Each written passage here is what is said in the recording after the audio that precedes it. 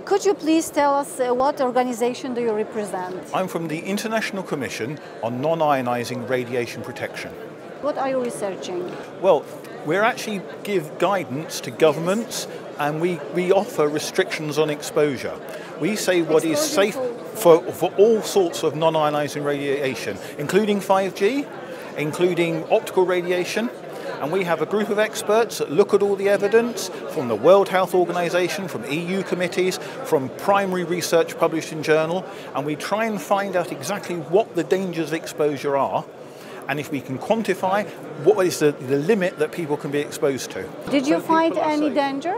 Not that we can see at the levels that people are exposed to at the moment, or are likely to be exposed to in the next few years.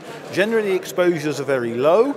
Where things start getting dangerous are incredibly high, and they're just not technologically feasible. Okay, so should people be aware of the 5G development?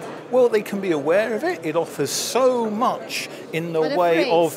Be afraid. No, they should not be afraid. I think there's nothing special about 5G in its frequencies or its modulations or how it works that would suggest that this is particularly dangerous. Okay. We've been investigating sort of radio frequency fields, microwave fields for 50 years, and they just don't seem to have dangerous frequencies or dangerous modulations. It doesn't work that way.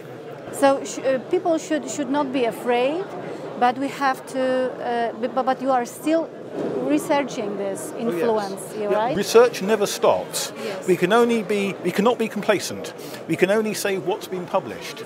Now, things could change tomorrow.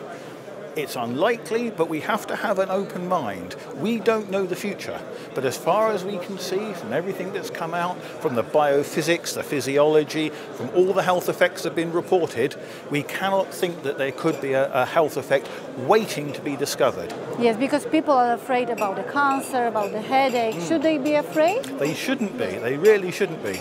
I have actually said the fear of the field is worse than its effect, and I think worrying about it will have a much bigger effect on people's health and cause stress and cause anxiety and sleeplessness, which would be bigger than the effect of the field itself. Okay, so because after 5G we will have 6G and 7G, as you mentioned, right? Yes. Yes, the future is always developing. There will be technological development. So 5G is not the end. I think it's just a step in a process. But people like ICNIRP and the World Health Organization are always there. We're looking at the research that's been published. We're trying to understand what it means. We do not want our loved ones, our children, ourselves exposed to levels that will cause cancer or affect our children's development. Could you please tell more about the guidelines you have created for the... We've gone through a process for about 5 years of actually revising the guidelines that came out in 1998. And again, we've gone through just about every piece of research we can find, from molecular science through to cancer epidemiology. And we've been sifting, we've been looking, we've been challenging, and we've been looking for evidence of effects. And we really don't think we can base our guidelines on them.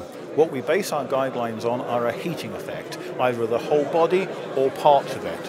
And based upon that, we've now put out, we're just about to publish a whole new guideline, which limits the amount of heating we can do. And that's consistent with... When are you going to publish this? Oh, they'll be published in Health Physics, the journal, and they will be put on our website, so people can download them and they can read them without charge. All right, all right. Thank you very much.